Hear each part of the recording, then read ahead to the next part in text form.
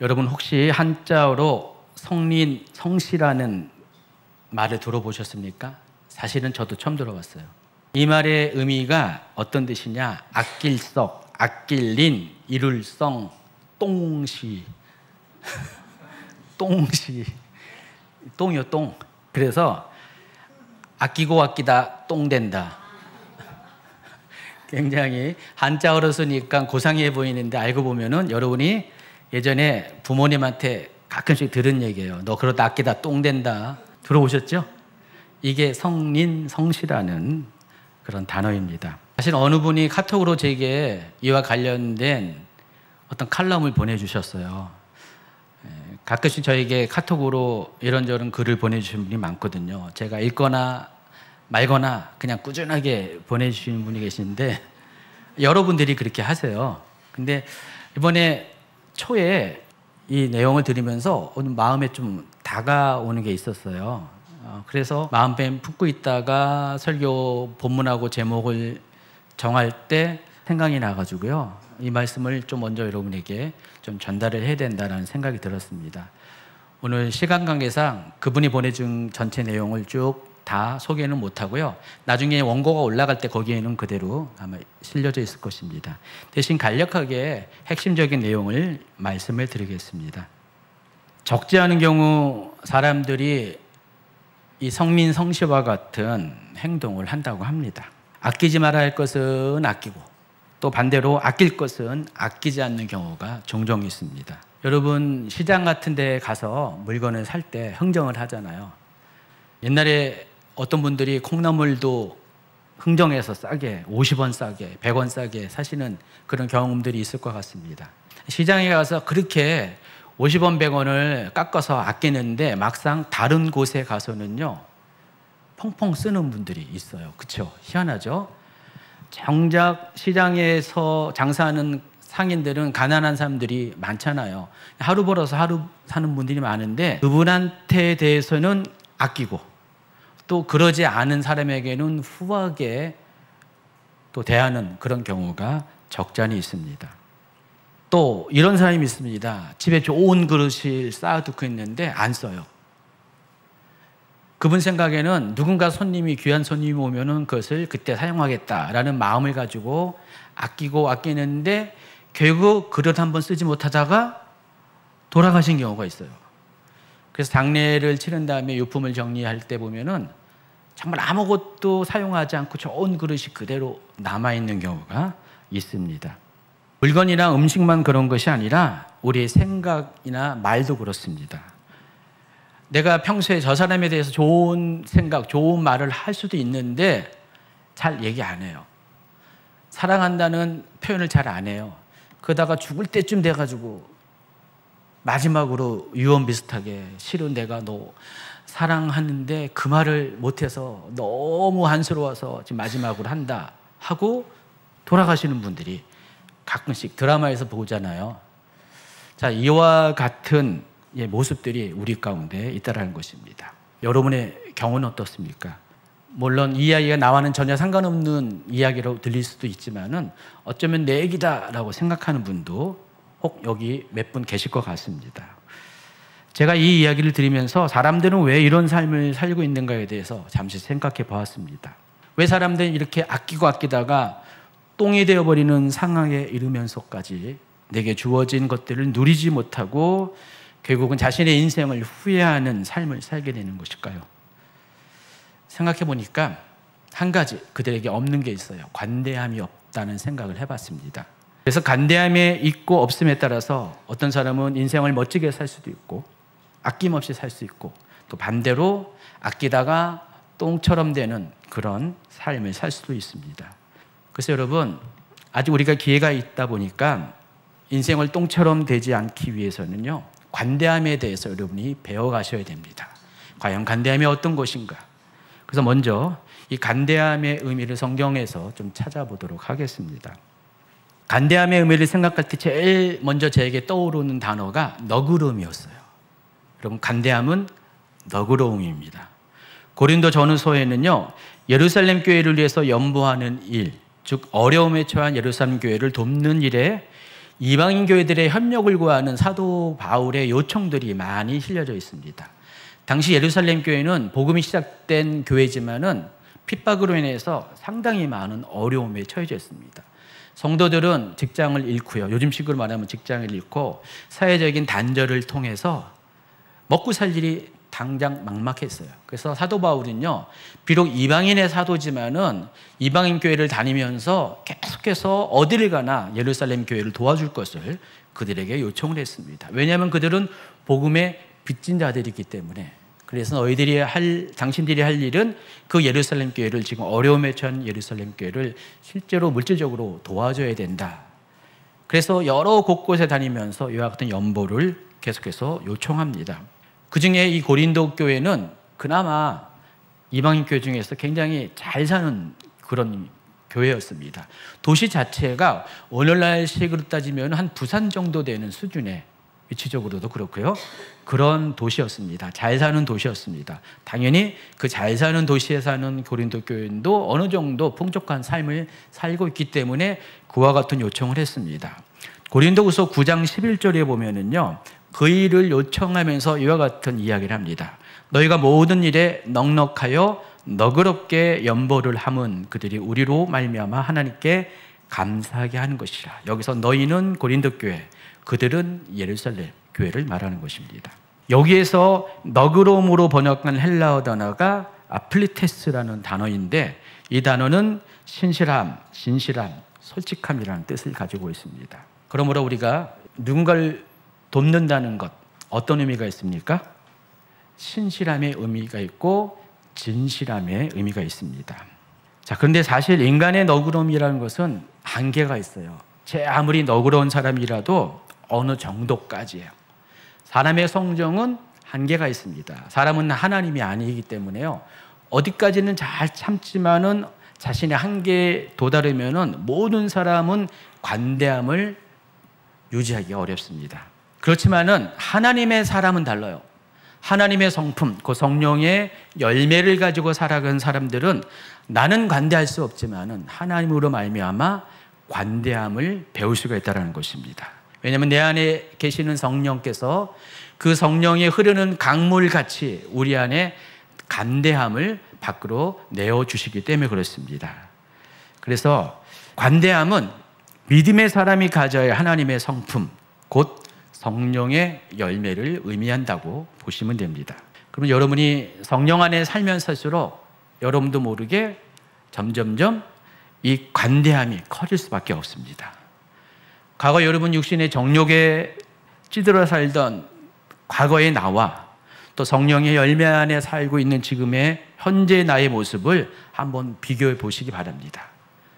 과거나 지금이나 동일합니까? 아니면 과거의 모습과 지금의 나의 모습이 점점점 달라지고 현저하게 차이가 있는 모습을 확인할 수가 있습니까?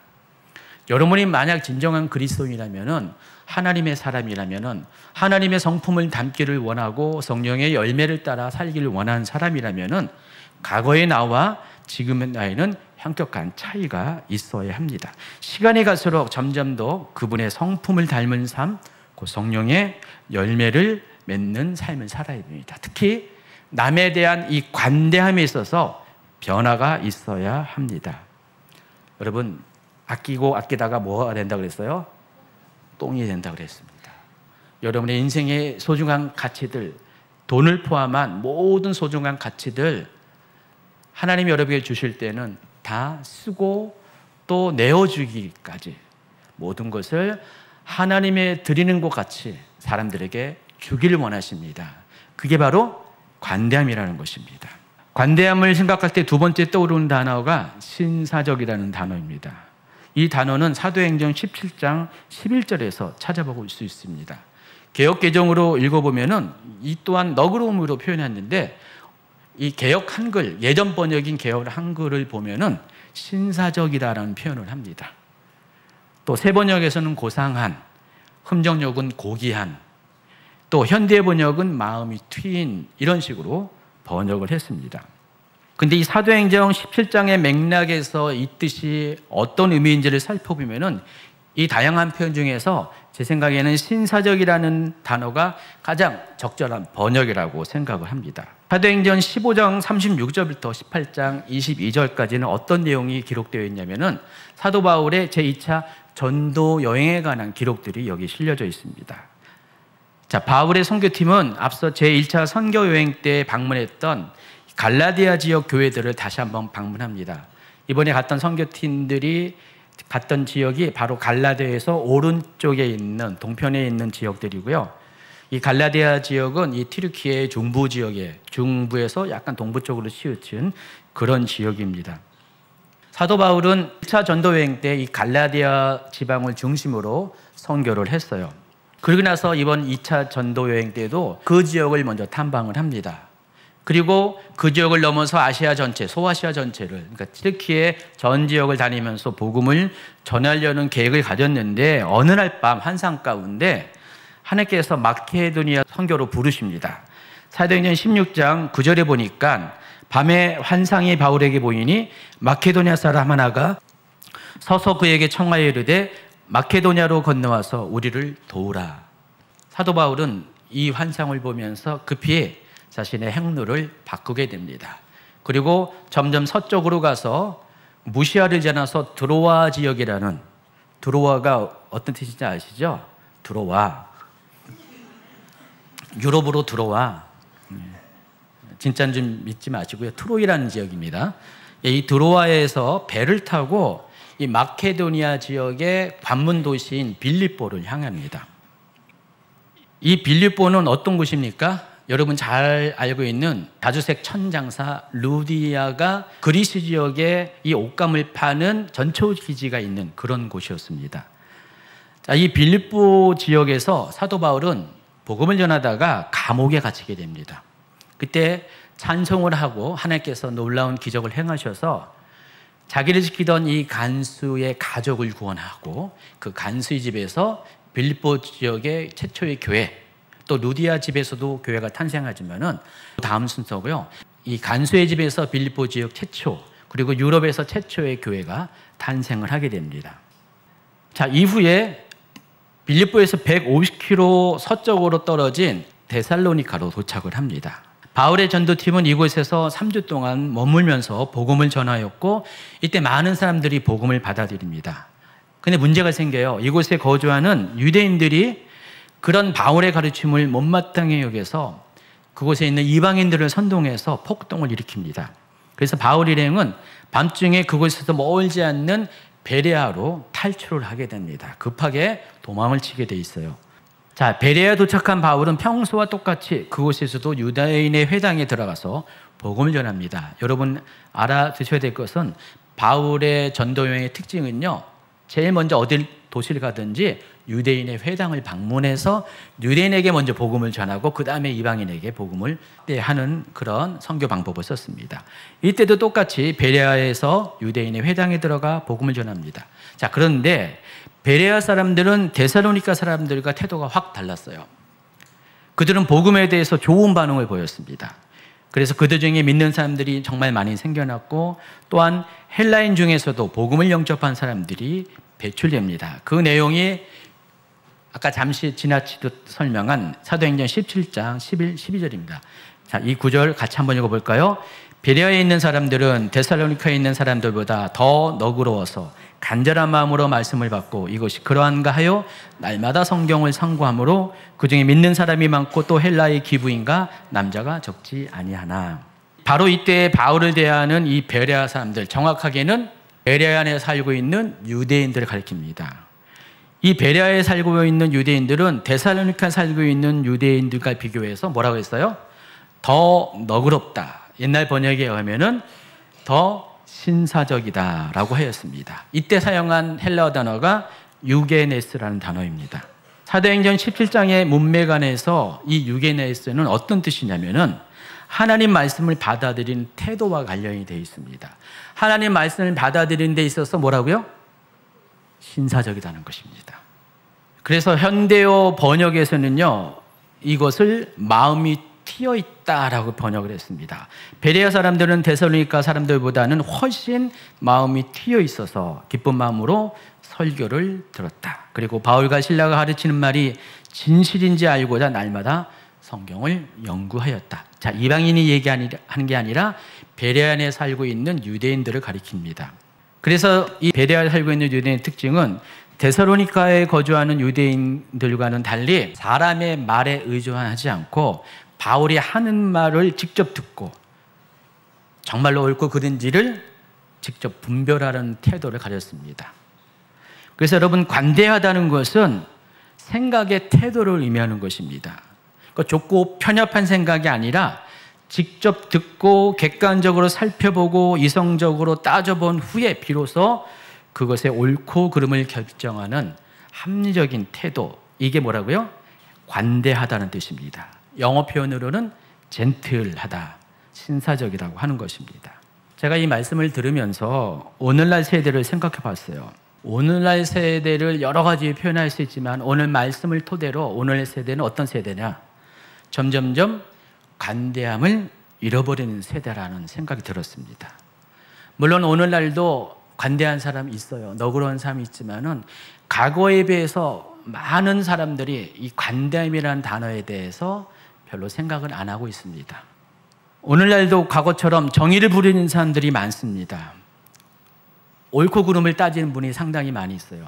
그런데 성령께서 주시는 하나님의 성품인 이 관대함을 가지고 그것을 말하는 사람은 과거보다 현저히 적어지고 있는 시대라는 것입니다.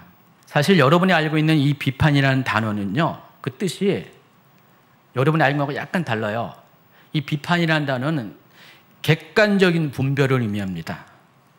베레아 사람들처럼 이 객관적인 사실을 가지고 자기가 직접 듣고 충분히 검토한 후에 옳고 그름을 분별하는 것이 비판의 바른 뜻이라는 것입니다. 그래서 여러분이 흠정적으로 비판이라는 관계된 단어를 살펴보면은요, 한글에는 비판하지 말라 그렇게 하지만은 개역개정에는 흠정령에서는 비판 대신 판단하지 말 것을 요구를 하고 있습니다. 사도 바울도 그렇고 예수님도 그렇고요, 야고보 사도도 그렇고요, 우리에게 바른 비판은 허락을 했지만은 바르지 않은 이 판단하는 것에 대해서는 그리하지 말 것을 권면을 하고 있습니다. 근데 요즘에는 너무도 자기 주관적으로 기울어진 판단하는 마음을 가지고 함부로 다른 사람을 비난하고 정죄하는 일들이 많이 일어나고 있습니다. 제가 성도들 얘기하는 게 아니라 주로 사역자들이 이런 일들을 많이 행하고 있습니다. 제가 인터넷, SNS 같은 경우 또 유튜브 같은 데 보면은 때로는 마음 아픈 일이 상당히 많이 있어요. 목회자들끼리 이 목회자가 다른 목회자에 대해서 막 판단하고 비난하고 정죄하는, 아예 자기가 하나님처럼 막 그 사람의 모습을 결정하는 이야기들이 많이 있고요. 누군가를 판단하고 정죄한다면 정확하게 사실을 알고 또 가능하다면 그 사람하고 대화해서 들어본 다음에 옳고 그름을 이야기해야 되는데 그렇지 않은 경우가 상당히 많이 있다는 것입니다. 어떤 분들은 이 일들이 마지막 때로 가는 사회적인 현상이라고도 말하기도 합니다. 디모데후서 3장 1, 2, 3절을 보면은요, 이 디모데후서는 참고로요, 사도 바울이 제일 마지막으로 쓴 편지입니다. 사도 바울의 사역의 맨 마지막 때 거의 요한과 같은 그런 서신이 디모데후서인데, 자, 이 부분에서 사도 바울은 이런 얘기를 합니다. 너는 이것을 알라. 말세에 고통하는 때가 이르러 사람들이 자기를 사랑하며 돈을 사랑하며 자랑하며 교만하며 비방하며 부모를 거역하며 감사하지 아니하며 거룩하지 아니하며, 3절을 보시면요, 사람들의 태도가 어떤지를 잘 설명합니다. 무정하며 원통함을 풀지 아니하며 모함하며 절제하지 못하며 사나우며 선한 것을 좋아하지 아니한다고 그랬습니다. 앞으로 시간이 가면 갈수록 세대가 이런 모습으로 변해간다, 그 얘기를 하고 있습니다. 그래서 그런지 요즘 한국 사회를 보면 특히 한국 사회가 이 일이 너무나 심각합니다. 그래서 어떤 분들은 그 원인을 정치권 탓을 합니다. 맨날 여야가 사생결단으로 저렇게 대립하고 싸우고 있으니까 국민들이 그거 보는 거 아니냐. 한국 사회 전체가 그 모습을 닮아가고 있다. 그리고 교회도 그 영향을 받는다라고 생각하는 분도 있습니다. 일부의 말은 사실인 것 같아요. 그렇지만은 저는 전부는 동의하지 않습니다. 왜냐하면은 지나온 기독교 역사를 살펴보면은 교회가 정치에 영향을 받는 것이 아니라 거꾸로 교회가 정치에 영향을 준 경우가 더 많았기 때문에 그랬습니다. 로마 사회가 변했잖아요. 그리고 타락하고 세속적인 로마 사회가 변하는 그 근거가 바로 교회거든요. 그러므로 만일 교회가 건강하다면은 교회의 본래의 정체성은 뭡니까? 소금과 빛이잖아요. 당연히 사회에 선한 영향력을 끼치게 될 것이고, 교회가 온전하면은 사회는 변할 수밖에 없고 정치도 변할 수가 있다는 것입니다. 따라서 지금 대한민국 사회의 문제는 정치의 문제가 아니라 엄밀히 따지면은 교회의 문제라는 것입니다. 만일 교회가 조금 전에 읽어드린 디모데후서 3장의 내용과 정반대의 모습으로 세상에 소금과 빛이 되어준다면은 이곳을 보고 세상은 자기를 돌아보는 그런 시간을, 기회를 갖게 될 것입니다. 그러므로 더 이상 세상 탓, 다른 사람 탓을 하지 말고 누구부터 변해야 된다고요? 옆에 분을 바라보시면서 너부터가 아니라 자기 자신을 보면서 나부터 변해야 합니다. 그리고 그것의 출발은 어떤 상황에서도 비난과 정죄를 멈추고 더 품어주고 더 이해해주고 더 너그럽게 대하는, 신사적으로 대해주는 간대함의 문화가 우리 가운데 있어야 됩니다. 이외에도 간대함이라는 단어에는 허물을 덮어주는 궁율이라는, 허물을 지적하지 않고 넘어가주는 의미, 후대하는 것, 넉넉한 마음이라는 뜻도 있습니다. 중요한 것 하나만 꼭 기억하시기 바랍니다. 관대함과 관련돼서, 관대함은 모든 그리스도인이 성령 안에서 품어야 할, 반드시 품어야 할 하나님의 성품이라는 사실입니다. 여러분 이것을 갖고 계십니까? 갖고 계시지 않으면 지금부터 여러분의 기도의 제목들, 하나님 나에게 관대함의 마음을 주시옵소서, 너그러운 사람이 되게 하옵소서, 신사적인 사람이 되게 하여 주시옵소서, 그런 기도를 하시기를 예수님으로 권면합니다. 자, 그런데 관대함은 두 가지 방향에서 생각해 볼 수가 있습니다. 첫 번째는 지금까지 말한 모든 내용을 포함한 겁니다. 타인을 대할 때의 관대함입니다. 근데 여러분, 의외로 여러분이 생각하지 못하는 부분이 있어요. 어떤 사람들은 타인에 대해서는 관대하지만 자신에 대해서는 관대하지 못한 경우가 있습니다. 다른 사람의 형편을 돌아보는 일에는 너그러운데 자신을 위한 것에는 인색한 사람이 있습니다. 근데 이것이 개인의 영역에서 가정의 영역으로 확대되면 어떻습니까? 남에겐 잘하는데 자기 가족들에게는 그러지 못하는 사람이 종종 있습니다. 저랑 한 집에 사는 어떤 분이요, 예전에 저에게 그런 소리를 가끔씩 했었어요. 아니, 남에겐 잘하는데 왜 자기한테는 그렇게 인색하냐고. 돈과 관련된 겁니다. 근데 제가 억울했어요. 그런 소리 들을 때마다. 나는 정말 이 가정을 위해서 허틀게 안 살고 최선을 다해서 열심히 살고 정말 나를 위해서는 쓰는 게 없고 열심히 하는데 그걸 몰라주고 저보고 뭐 인색하다는 소리까지는 안 했지만은 왜 자기한테는 그렇게 똑같이 바깥 사람들을 대하듯이 그렇게 하지 않냐, 그런 말을 한 적이 있어요. 또 그때 제 생각은 그랬어요. 뭐 형편이 어렵고 아껴서야 되는 그런 상황이었고요. 또 한 가지는 제 안에 있는 목회자라는 어떤 틀이 있잖아요. 나는 목회자이기 때문에 다른 사람들이 누리는 것처럼 똑같이 누려서는 안 된다. 설상 누릴 수 있는 기회가 있더라도 어려운 사람 생각해서 그러지 말아야 된다라는 생각들이 제 안에 많이 있었거든요. 그 때문에 두 가지가 작동을 하다 보니까 재정도 없지만은 두 가지 작동을 하니까 저 자신에 대해서도 관대하지 못했고 또 가족들에 대해서도 관대하지 못했던 것 같습니다. 그때 당시에는 솔직히 그런 소리 들을 때마다 억울하고 섭섭한 생각이 들었는데 시간이 좀 지나고 예전보다 제가 더 성장하고 성숙한 후 또 하나님을 알아간 후 하나님의 마음이 어떤지를 더 깊이 경험한 후에는 그때 들은 소리가 괜한 소리를 들은 게 아니었고 실제 그랬기 때문에 그런 말을 듣게 된 것을 이해하게 되었습니다. 제가 옳은 게 아니라 그분이 옳았다는 걸 나중에 깨닫게 됩니다. 이 외에도 우리는 하나님에 대해서도 간대해야 합니다. 제가 가끔 이런 얘기를 하잖아요. 세상에서 가장 욕을 맞는 분이 어떤 분이라고요? 누구라고요? 하나님이에요. 그 다음으로 욕을 맞는 분이 누굽니까? 주혜정 전에 국가 지도자들입니다.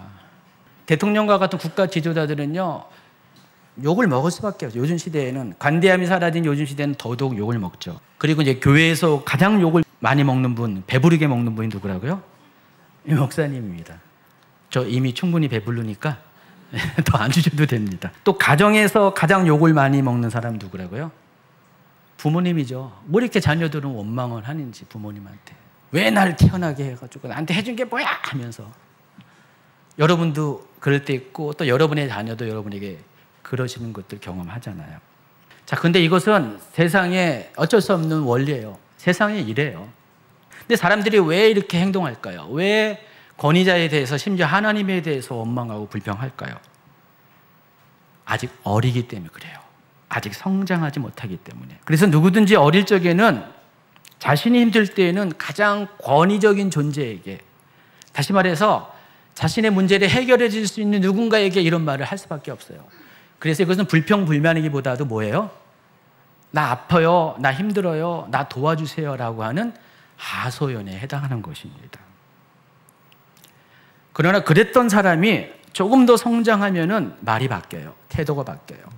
욕이 변하여, 불평불만이 변하여 이제는 존경의 말을 합니다. 생각해 보니까 하나님 너무 감사해요. 생각해 보니까 저 지도자들, 국가 지도자들 정말 나라면 못하는데 온갖 욕을 먹으면서 저희를 한다는 거 정말 대단하다는 생각을 들고요.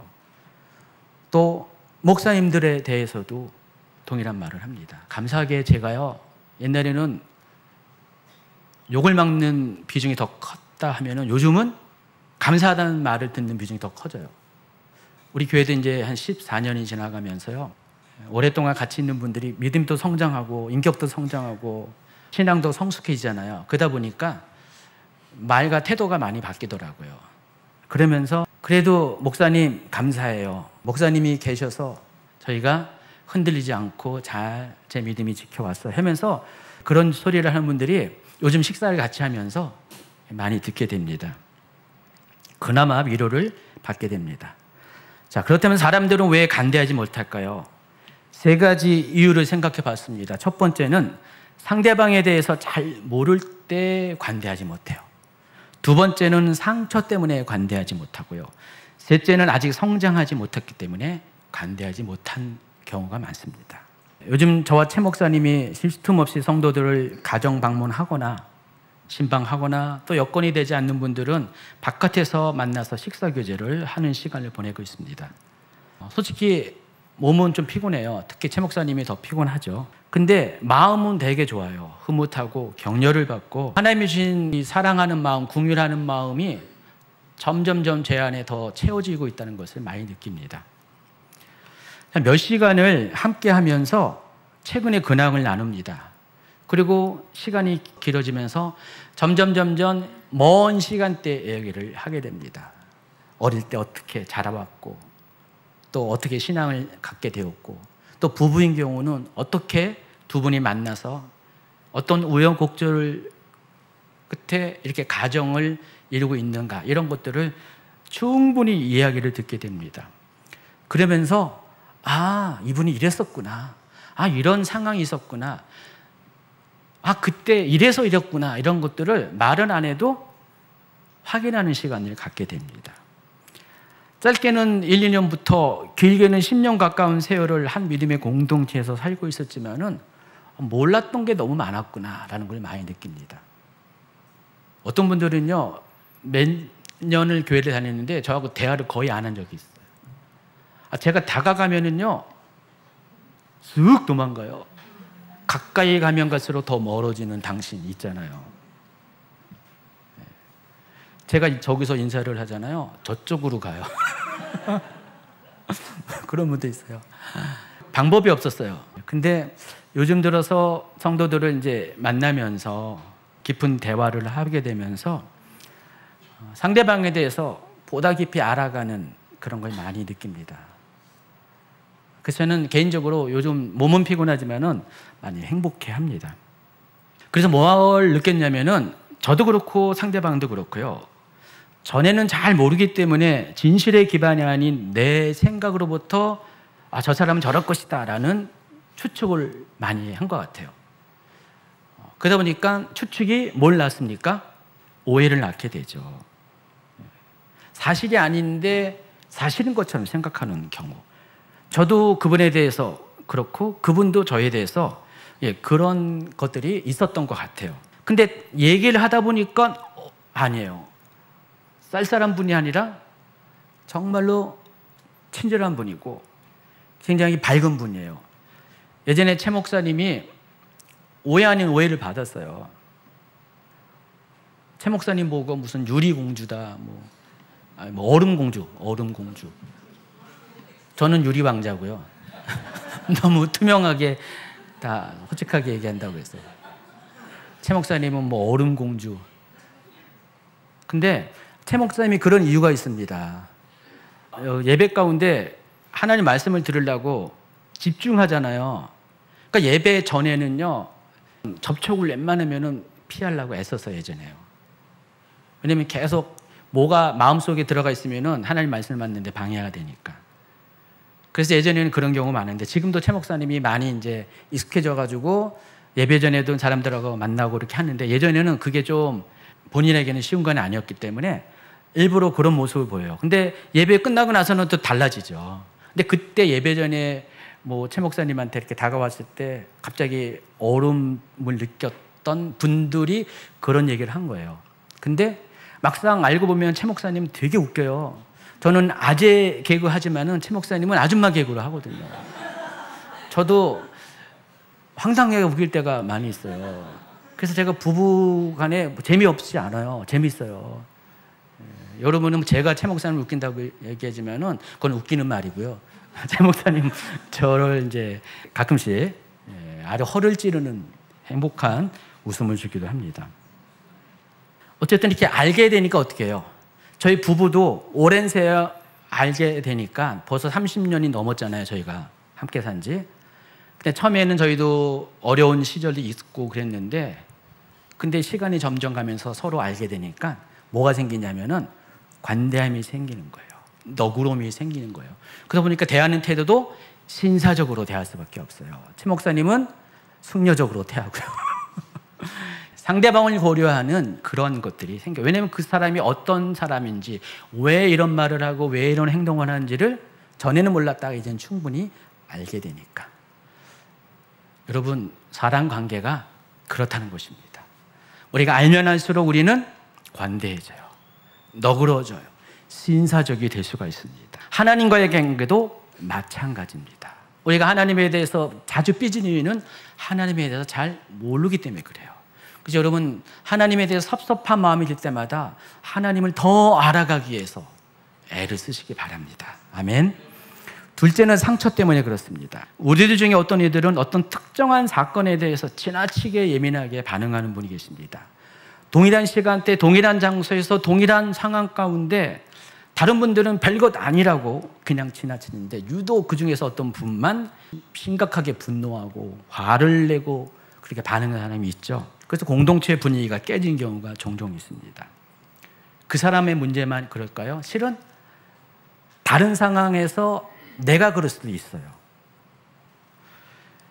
어떤 분들은 모든 면에서 그럴 수 있겠지만 거의 대부분의 사람들은 어떤 특정한 주제에 대해서 그런 사건에 대해서 부분적으로 비슷한 반응을 하기도 합니다. 뭐 때문에 그래요? 상처 때문에 그렇습니다.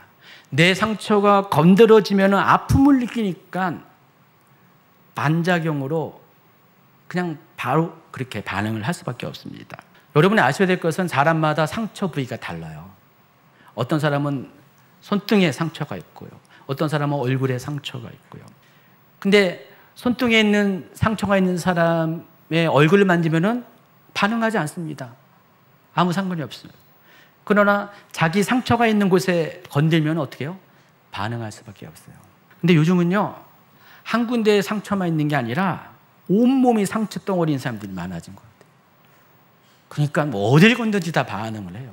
온몸이 상처 덩어리인 분들. 그래서 모든 일에 예민하게 반응하는 것입니다. 아마 저뿐만 아니라 모든 설교자들이 목사님한테 물어보면 똑같이 그런 대답을 할 겁니다. 때로 성도 중에 어떤 분이 이런 말을 합니다. 목사님, 부탁이 있는데요. 설교 시간에 제 얘기 좀 그만하세요. 아니 왜요? 제가 언제? 아니 목사님 지난주에도 얘기했고 오늘도 제 얘기 하잖아요. 제가요? 아니 목사님 그러지 마세요. 앞으로 좌우지간 제 얘기 하지 마세요. 알았죠? 그런 분이 있어요. 왜 그럴까요? 상처가 많아서 그래요. 그러니까 목사님이 뭔 말을 하면 자기 얘기한다고 생각을 하시는 거예요. 아마 여기서도 한 3분 정도 있을 것 같은데 여기서도 있을 것 같아요. 그렇죠? 또 어떤 분이 이렇게 말합니다. 목사님 저 요즘 너무 행복해요. 목사님이 요즘 설교 시간에 제 얘기 안 해서 너무 행복해요. 전에는 설교 시간마다 제 얘기만 했어서 속상했는데 이제는 제 얘기를 안 해서 너무 좋아요. 사실 저는 처음부터 지금까지 그분 얘기를 한 것이 아니에요. 단지 그분이 착각을 한 것뿐인데 많은 분들이 목사님이 자기 상황을 잘 알고 있다고 생각을 해요. 누군가가 다 보고를 하고 심지어는 기도로 하면 다 안다. 하나님이 전지전능하는 건 당연한데 목사님을 하나님 수준으로 이렇게 신격화시킨 사람이 있다니까요. 자기 생각에. 목사님은 다 알고 계시지 않아요? 하면서 그런 말을 하는 분들이 가끔씩 있어요. 그래서 전에는 설교 시간에 듣는 이야기가 모두 자기 이야기로 들릴 정도로 상처가 많았던 사람이 이제 상처가 치유가 되니까 어떻게 돼요? 나와는 상관없는 이야기가 되는 거예요. 그래서 더 이상 내 얘기한다고 생각을 안 하는 것입니다. 이처럼 상처는 사람으로 하여금 예민하게 만듭니다. 그리고 이런 상태에 있는 사람은 도무지 너그러워질 수가 없는 것이에요. 그런 사람들에게는 관대함을 기대할 수가 없습니다. 당장 내가 급한데 어찌 상대방에게 너그럽게 대할 수가 있습니까? 제가 아까 성린, 성시에 대해서 얘기했잖아요. 똥 얘기했잖아요. 아끼다 아끼면 똥이 된다고 했는데 죄송한데 이번에는 똥 얘기를 한 번 더 할게요. 여러분 가끔씩 급할 때가 있잖아요. 상황이. 화장실을 가야 되는데 곧 나오려고 하는데 화장실 가야 되는데 급한 사람이 과연 그 상황에서 다른 사람의 형편을 생각할 수가 있나요? 난 급해가지고 화장실에 도착했어. 근데 때마침 또 다른 급한 사람이 동시에 화장실 도착했어요. 어떡할까요? 그 상황에. 먼저 가세요. 여러분 과연 그럴까요? 아니요. 죄송합니다. 아니요. 제가 먼저 가야 되겠습니다. 뭐 그런 사람 있지 않을까요? 여러분 대부분 그렇게 반응을 하게 됩니다. 지금 당장 내가 급한데 다른 사람에게 순서를 양보한다는 것은 정말로 쉬운 일이 아닙니다. 일단 나부터 해결해야 다른 사람이 생각나는 것입니다. 그래서 상처는 이처럼 빨리 해결해 버리는 그것과 같은 것입니다. 상처는 되도록 빨리 해결해야 됩니다. 가지고 있으면 있을수록 이 똥처럼 냄새를 풍겨 주변 사람들을 불쾌하게 할 뿐입니다. 근데 어떤 사람들은요, 그것을 처리하는 것을 굉장히 주저해요. 그리고 어떻게 해요? 평생을 가슴에 그 똥을 품고 살아가는 분들이 많이 있어요. 물론 자기도 그 냄새를 느끼고 주변 사람들에게 온통 똥 냄새를 풍기면서 너그럽지 못한, 관대하지 못한 삶을 사는 사람들이 많이 있습니다. 그래서 그런 분들에게 권면합니다. 그분이 할 것은 지금 곧바로 그곳으로 가셔야 돼요. 화장실로 가셔야 돼요. 그리고 시원하게 처리하십시오. 우리 집에 강아지가 있는데요. 보면은 막 급하게 달려와요. 어디를 가냐면은 쉬판 있는 데로 가요. 그리고 볼일을 봐요. 그리고 나서는 갑자기 강아지가 태도가 바뀌어요. 룰루랄라 하고 강아지가 강아지조차 그렇다니까요. 분위기가 확 바뀝니다. 여러분 사람은 똑같아요. 강아지나 사람이 다른 바가 없습니다. 내 안에 있는 급한 것들 해결하면요 사람은 너그러질 수밖에 없어요. 여러분 배고프면 다 예민하죠? 근데 배가 부르면 어떻게 돼요? 그때 비로소 다른 사람들이 배고픈 것을 인식하게 됩니다. 자기 배고플 때는 남에게 안 나눠줘요. 먹는데 급급한데 배부르게 되면 다른 사람들의 형편을 돌아보게 된다는 것입니다. 바로 이 관대함은 바로 상처와 연관이 있고 상처의 문제가 해결된 사람이 관대해 주셨다는 사실을 아시기 바랍니다. 세 번째입니다. 아직 성장하지 못했기 때문에 그렇습니다. 그런데 이것은 일처리에 있어서 성숙도와 관련된 문제입니다. 어떤 사람의 경우 마음은 전혀 그렇지 않은데 사람을 대하는 태도에 있어서 미숙함이 있습니다. 과거 저에게도 그런 모습이 있었어요. 저는 예전에 너무나 솔직했습니다. 물론 지금도 솔직해요. 근데 예전에는 지나치게 솔직했어요. 그리고 그 솔직함을 표현하는 방법에 있어서도 너무 솔직했어요. 근데 바로 여기에 문제가 있습니다. 너무 지나치게 솔직하다 보니까 내 마음속에 느낀 것, 내 마음속에 말하고 싶은 것들을 때로는 어떤 걸림장치 없이 그냥 바로 얘기해요. 너무 해맑게 얘기해. 근데 저는 해맑게 얘기했지만 그 사람은 전혀 해맑지가 않습니다. 제 말로 인해서 상처를 느껴요. 가뜩이나 머리가 큰데, 아니 우리 자매님 이렇게 머리가 커요. 뭐 그런 식으로 말하거나. 저는 나중에 알았어요. 여자들은 그런 거 싫어한다는 거. 결혼한 다음에 한참 지난 다음에 최 목사님이 그랬어요. 저를 구제했대요. 친구들이 그런 제 모습을 되게 싫어했대요.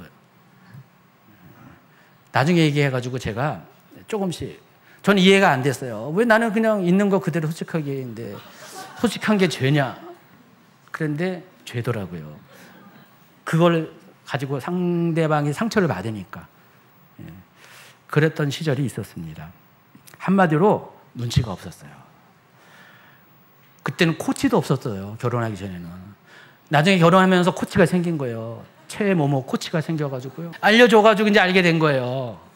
나는 그런 줄 몰랐는데 나는 내 그런 모습이, 솔직한 모습이 저의 자부심이었는데 누군가에는 그게 아프게 하는, 상처 주는 그런 모습이었다는 것을 신임을 통해서 나중에 알게 되었습니다. 한마디로 제가 성숙하지 못했기 때문에 그렇다는 것입니다. 이처럼 성숙함은요, 관대함에도 영향을 줍니다. 성숙한 사람은 남을 배려하는 말과 행동의 태도를 선별할 줄 아는 사람입니다. 어떨 때 말하고 어떨 때 말하지 않고 어떨 때 기다렸다가 말하는 것을 조절할 수 있는 사람이 성숙한 사람이라는 것입니다. 성숙한 사람은 상대방의 마음을 먼저 헤아리고 아프지 않게 하는 사람입니다. 그리고 같은 말이라도 너그럽게 말해주는 사람. 아부하는 게 아니라 정말 그 사람이 상처받지 않도록 정말 젠틀하게 말해주는 게 성숙한 사람이라는 것입니다. 자, 그렇다면 우리는 어떻게 관대했을까? 결론입니다. 당연히 조금 전에 여러분에게 이야기한 모든 것들 세 가지 얘기했잖아요. 첫 번째 때문에 그랬어요. 상대방을 잘 모르는 것, 알면 돼요.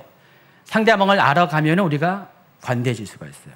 또 두 번째, 여러분에 있는 상처를 해결하면 여러분 충분히 너그러질 수가 있습니다. 세 번째, 여러분이 좀 더 성장하고 성숙하면, 특히 하나님에 대해서 알아가면 여러분 충분히 신사적이 될 수가 있습니다.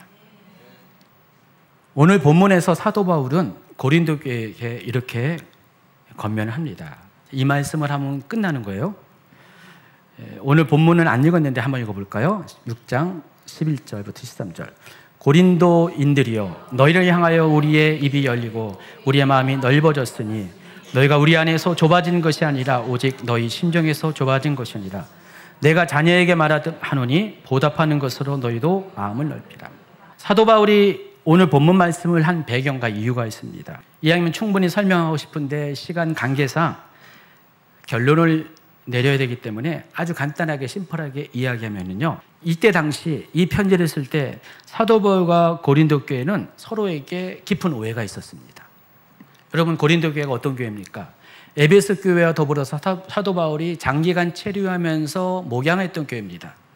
에베소 교회에서 3년, 그리고 고린도 교회에서 1년 6개월을 지내면서 여기에 있는 많은 사람들을 세우고 목양하는 그런 아주 특별한 관계가 있는 교회입니다.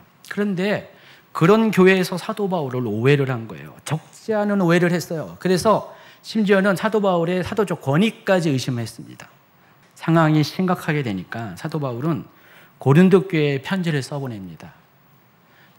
우리 성경에는 고린도 전서와 후서가 있는데 실은 중간에 또 있어요. 근데 이게 전승이 되지 않습니다. 사도 바울은요, 고린도 교회에 3번의 편지를 보냈는데요, 짧지 않은 편지를 보냅니다. 그리고 심각한 편지를, 내용을 많이 보냅니다. 다른 교회들 보세요. 뭐 빌립보서, 에베소서, 갈라디아서 아무리 말아봤자 6장밖에 안 되잖아요, 챕터가. 근데 고린도 교회만, 전서만 해도 16장이잖아요.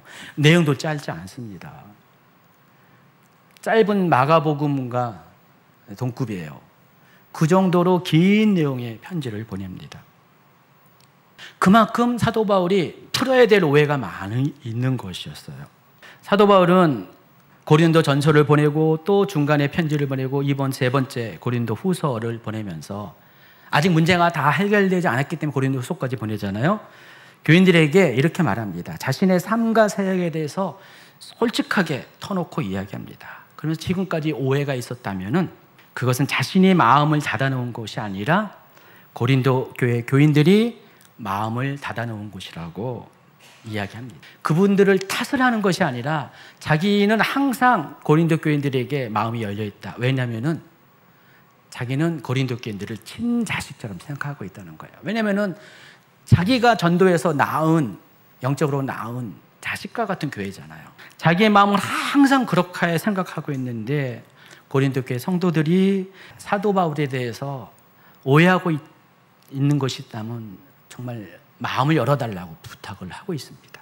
가령 여러분, 제가 여러분에게 제 마음은 항상 여러분에 대해서 그런 마음을 갖고 있는데, 애틋한 마음을 갖고 있는데, 사랑하는 마음을 갖고 있는데, 여러분 누군가가 저에게 오해를 하면은요, 아마 저도 사도 바울과 같은 심정으로 그런 말을 할 거예요.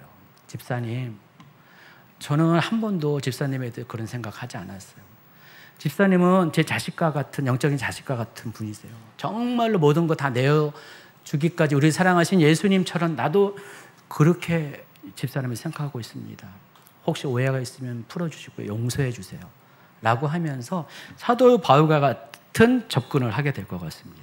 그래서 그런 마음을 가지고 화해할 것을 요청하고 있습니다. 요즘 성도들과 만나 식사하며 대화하면서 그런 것들 많이 느낍니다. 아까도 제가 잠시 설명한 것처럼 전에 알지 못했던, 아, 이분이 이렇구나, 이런 아픔이 있었구나, 이런 상처가 있구나, 이런 것 때문에 이렇게 행동을 했구나, 이런 것들을 많이 느낍니다. 저는 한 번으로 해결이 안 되면 2번, 3번, 여러 번 만나면서 그 문제를 좀 풀어가기를 원합니다. 물론 대부분의 관계들은요, 이미 하나님께서 너그러운 관계 안으로 우리 성도들을 오랜 세월을 지났기 때문에 이끌어 오셨습니다. 그렇지만은 만나면 만날수록 애틋함을 많이 느끼고요, 만나면 만날수록 잘했다라는 생각을 많이 듭니다. 우리가 알아간다는 것, 관대함을 가질 수 있는 굉장히 좋은 첩경이라는 것을 한 번 더 확인하게 됩니다. 여러분, 너그러운 마음은 성령 안에 숨게 되는 하나님의 성품이라고 했습니다. 또 신사적인 태도는 어떤 사건을 대할 때 취하는 합리적이고 이성적인 태도와 관련이 있다고 했습니다. 여러분이 관대하기 위해서는요, 여러분이 의도적으로 이와 같은 접근을 하셔야 돼요. 하나님에 대해서도, 타인에 대해서, 자기 자신에 대해서도, 자기가 사랑하는 사람들에 대해서도요, 성령 안에서 바라보시고요, 성령 안에 쓰시는 마음을 품으시기 바랍니다. 내 어떤 육신에 속한 생각으로 내 판단, 이거 아니라 성령께서 주시는 그 마음을 가지고 온유한 심령으로 서로 자신의 형편들을 돌아보는 그런 마음을 가지시기 바랍니다. 나보다 남을 낮게 여기는, 낮게가 아니라 낮게, 더 좋게 여기는 그와 같은 심정으로 그분들을 생각하시기 바랍니다. 신사적인 태도로, 젠틀한 태도로, 정말 이성적이고 합리적인 태도로 충분히 그 사람의 말을 들어주고요, 아낌없이 들어주고, 그때서 비로소 내가 옳고 그름을 또 분별하는 그런 사람이 되길 바랍니다. 누군가 하나 되고 다시 화합하기 위해서는 이와 같은 관대함을 배워야 됩니다. 여러분 모두가 시간이 가면 갈수록 예수님처럼 하나님처럼 관대한 사람이 되기를 예수님의 이름으로 축원합니다.